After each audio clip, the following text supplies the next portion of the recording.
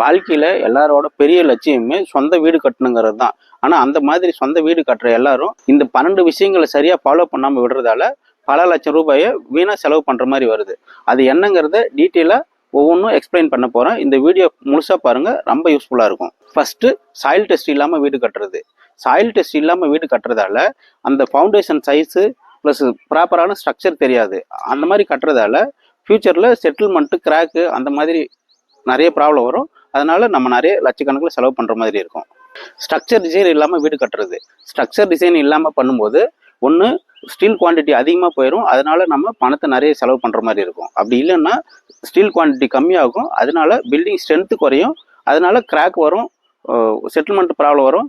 இதுக்கு நம்ம ஃபியூச்சரில் ரிப்பேர் பண்ணுறதுக்கு லட்சக்கணக்கில் செலவு பண்ணுறதா இருக்கும். பில்டிங் டிராயிங் ஃபைனல் பண்ணாமல் வேலை செய்கிறது.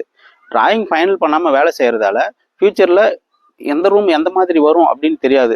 எக்ஸாம்பிளுக்கு நம்ம ஒரு பிளான் ஃபைனல் பண்ணாமல் வேலை செய்யும்போது இந்த ரூம் வந்து ஒரு 10க்கு 16 சைஸில் டிராயிங்கில் போட்டிருப்போம். கட்டும்போது எனக்கு இது சின்னதாக இருக்குது, இல்லைனா இன்னும் கொஞ்சம் பெருசாக வேணும், அந்த மாதிரி ஆல்ட்ரேஷன் நிறைய வரும். அப்போ நம்ம உடச்சி கட்டும்போது பணமும் செலவாகும், அந்த வீடும் குவாலிட்டியாக இருக்காது. இதனால் ஃபியூச்சரில் நம்ம நிறைய லட்சக்கணக்கில் செலவு பண்ணுற மாதிரி இருக்கும். கட்டும்போதும் நிறைய பணம் விரையாகும். எலிவேஷன் டிசைன் இல்லாமல் வேலை செய்கிறது. எலிவேஷன் இல்லாமல் வேலை செய்யும்போது அந்த வீட்டோட எலிவேஷன் எப்படி வரும்னே நமக்கு தெரியாது.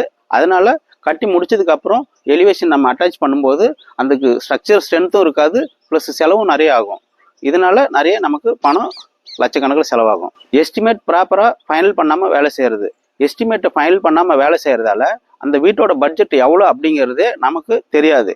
அப்படி தெரியாமல் பண்ணுறதால நம்ம போட்டு வச்ச பட்ஜெட்டுக்கும் வீடு ஃபைனலாக முடியும் போது ஆகிற பட்ஜெட்டுக்கும் நிறைய டிஃப்ரெண்ட் இருக்கும். அதனால தேவையில்லாமல் நம்ம வந்து நிறைய கடன் வாங்கியிருப்போம், இல்லைன்னா நம்ம வேறு ஏதாவது ப்ராப்பர்ட்டி விற்று இந்த வீட்டை கட்டுற மாதிரி இருக்கும். அது ஃபியூச்சரில் வந்து பெரிய ப்ராப்ளமாக இருக்கும். ப்ளம்பிங் எலக்ட்ரிக்கல் டிராயிங் இல்லாமல் வேலை செய்கிறது. ப்ளம்பிங் எலக்ட்ரிக்கல் டிராயிங் இல்லாமல் வேலை செய்கிறதால ஃபியூச்சரில் மெயின்டெனன்ஸு ரொம்ப ப்ராப்ளமாக இருக்கும். வீடு கட்டும் போதும் பைப்லைன் எதில் வருது அப்படின்னு தேவையில்லாமல் அன்வான்டாக பைப்பு ஒயரு எல்லாமே எக்ஸ்ட்ரா செலவாகும். அதனால நமக்கு தேவையில்லாமல் லட்சக்கணக்கில் செலவாகும். ப்ளம்பிங் எலக்ட்ரிக்கல் டிராயிங் இல்லாமல் வேலை செய்கிறது வழி தெரியாமல் ஊருக்கு போகிற மாதிரி கணக்கு. இன்டீரியர் டிசைன் இல்லாமல் வேலை செய்கிறது. வீட்டில் நிறைய நம்ம வந்து பணத்தை வீண் செலவு பண்ணுற இடமே இன்டீரியர் டிசைன் தான். இன்டீரியர் டிசைனை வந்து ஃபைனல் பண்ணாமல் வேலை செய்கிறதால நமக்கு டிசைன் எந்த மாதிரி வரும், எவ்வளோ காஸ்ட் செலவாகும் அப்படிங்கிறது தெரியாது.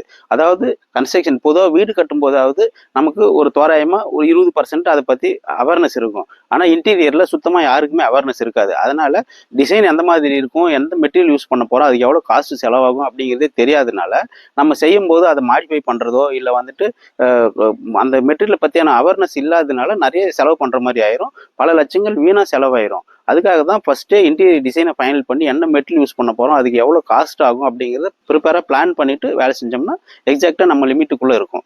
ஒர்க் ஷெட்யூல் இல்லாமல் வேலை செய்கிறது. ஒர்க் ஷெட்யூல் இல்லாமல் வேலை செய்யும்போது நாம் பிளான் பண்ண மாதிரி அந்த குறிப்பிட்ட டைமுக்குள்ளே வேலையை முடிக்க முடியாது. அப்படி வேலையை முடிக்காமல் காலதாமதம் ஆகிறதால மெட்டீரியல் காஸ்ட்டும் இன்க்ரீஸ் ஆகும், லேபர் காஸ்ட்டும் இன்க்ரீஸ் ஆகும். அதனால் நம்ம வந்துட்டு நிறைய லட்சக்கணக்கில் வீணாக செலவு பண்ணுற மாதிரி இருக்கும். அதுக்காக தான் ப்ராப்பர் ஒர்க் ஷெட்யூல் ரெடி பண்ணிவிட்டு அதை ஃபாலோ பண்ணி வேலை செய்கிறது ப்ராப்பராக இருக்கும். லோ குவாலிட்டி மெட்டீரியல் யூஸ் பண்ணி வேலை செய்கிறது.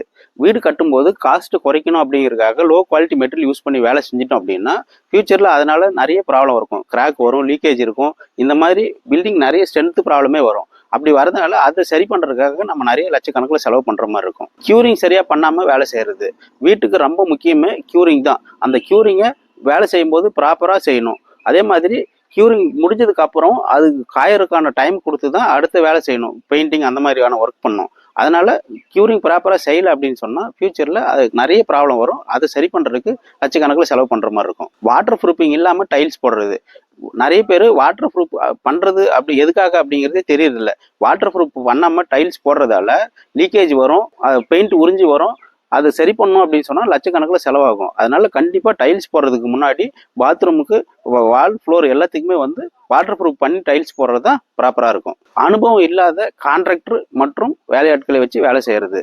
இந்த மாதிரி எக்ஸ்பீரியன்ஸ் கம்மியாக இருக்கிற கான்ட்ராக்டரோ இல்லை வேலையாட்களையோ வச்சு வேலை செய்யும்போது அவங்களுக்கு எந்த மாதிரியான வேலை செய்யணும், அதாவது ஒரு பிளான் எந்த மாதிரி பண்ணணும், இது வந்து அவங்களுக்கு கன்வீனியண்ட்டாக இருக்குமா, அதாவது ஓனருக்கு கன்வீனியண்ட்டாக இருக்குமா, அதை இப்படி பண்ணால் சரியாக இருக்குமா அப்படிங்கிற எக்ஸ்பீரியன்ஸு கான்ட்ராக்டருக்கு வேணும். அதே மாதிரி எந்த வேலையை எப்படி செஞ்சால் அது குவாலிட்டியாக இருக்கும் அப்படிங்கிற அவேர்னஸ்ஸு வேலை செய்கிற லேபருக்கு இருக்கணும். இது ரெண்டும் இல்லாமல் கான்ட்ராக்டர் எக்ஸ்பீரியன்ஸ் கம்மியாக இருக்கிறவரோ இல்லை வேலை செய்கிற ஆட்களுக்கு எக்ஸ்பீரியன்ஸ் கம்மியாக இருந்தாலும் நமக்கு ஃபியூச்சரில் வந்து பார்த்தீங்கன்னா ரூம் ஆல்ட்ரேஷன்ஸ் பண்ணுற மாதிரி இருக்கும், இல்லைன்னா வந்து வேலை குவாலிட்டி இல்லாமல் அதை உடச்சி கட்டுற மாதிரி இருக்கும். இதனால பல லட்சங்களை நம்ம வந்து வீண் செலவு பண்ணுற மாதிரி வரும். வாழ்க்கையில் ஒரு வீடு கட்டுறதுக்கு நம்ம வாழ்நாள் ஃபுல்லாக கஷ்டப்பட்டு சம்பாரித்த பணத்தை செலவு பண்ணி தான் ஒரு வீட்டை கட்டுறோம். அந்த மாதிரி கட்டும்போது இந்த மாதிரி வீண் செலவு பண்ணாமல் கரெக்டாக பிளான் பண்ணி எல்லாத்தையும் ஒவ்வொன்றும் பார்த்து செய்யுங்க. அப்போ தான் நம்ம பணத்தை வந்து வீண் செலவு இல்லாமல் குவாலிட்டியாகவும் சரியான பணத்துலையும் வீட்டை சரியான முறையிலையும் கட்ட முடியும். இந்த வீடியோ ரொம்ப யூஸ்ஃபுல்லாக இருக்கும். சேவ் பண்ணுங்கள், உங்கள் ஃப்ரெண்ட்ஸுங்களுக்கு ஷேர் பண்ணுங்கள். நன்றி. நான் சசிகுமார், சிவில் இன்ஜினியர்.